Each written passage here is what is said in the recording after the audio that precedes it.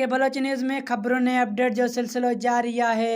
उस्मान शाहड़ी का खबर शामिल कंदा हलूं। टंडो अलाहियार इंतजामिया सजो ॾींहुं रोडन के साफ़ करे वॾे वज़ीर के ख़ुशि करण लाइ रस्तन के साफ़ कयो वियो। वज़ीर आला सिंध थो अचे। ॿोॾि मुतासिरनि सां वॾी जुठ ऐं जियाला पिण सॼी राति वॾे वज़ीर जी इस्तक़बाली लाइ वेठा रहिया। साईं जन अचण ते संदसि चेहरा लथल माण्हुनि पारां वॾी जुठ एलजी ढोरो ऐं मोरियाणी ढंढ जी सूरतहाल जो जाइज़ो वठण थो अचे। सॼी राति बुख ते ज़िले जी पुलिस रोडनि ते ड्यूटी लाइ अलर्ट बीठल रही। ड्यूटी ते मुक़ररु नौजवाननि मूजिबि असांखे हुकुम मिलियो त वॾो वज़ीर थो अचे। काल खां सॼी राति रोडनि ते जाॻंदा रहियासीं। मोबाइलूं पिण स्काट लाइ मुख़्तलिफ़ थाणनि जी हद ते सॼी राति बीठल रहियूं। बरसाति सबबि ॿोॾि मुतासिर पिण सॼी राति वज़ीर आला जो इंतज़ारु कंदा रहिया। पीपी अॻुवाण ॿोॾि मुतासिरनि खे वॾा दिलासा ॾिना त वॾो वज़ीर थो अचे, जेको ॿोॾि मुतासिरनि लाइ वॾो ऐलान कंदो।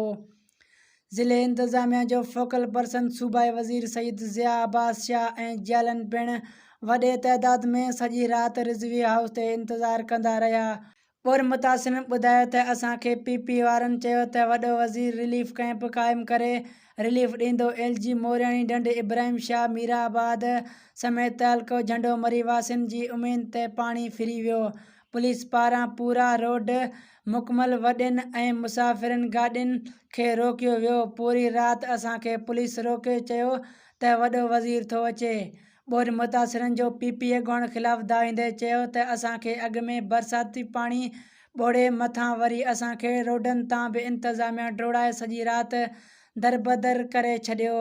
सॼी राति पाणीअ में खुलियल आसमान हेठि वेठा रहियासीं। जॾहिं त मुतासिरनि जो ॻोठ में अॻूणो ज़िलो नाज़िम राहीला मगसी ॻोठ मेवो वञियो पहुती ऐं मुतासिरनि खे रोक रक़म राशन ऐं टेंट पिण ॾिना। राहीला मगसी पाक फ़ौज खे अपील कंदी चयो त सैयद ज़िया अब्बास शाह रिज़वी बचाणी पिताफ़ी मिली भगत करे फंड हड़प कंदा ऐं फ़ौज शफ़ाफ़ नमूने मुतासिरनि में मिलियल इमदाद फंड तक़सीम करे।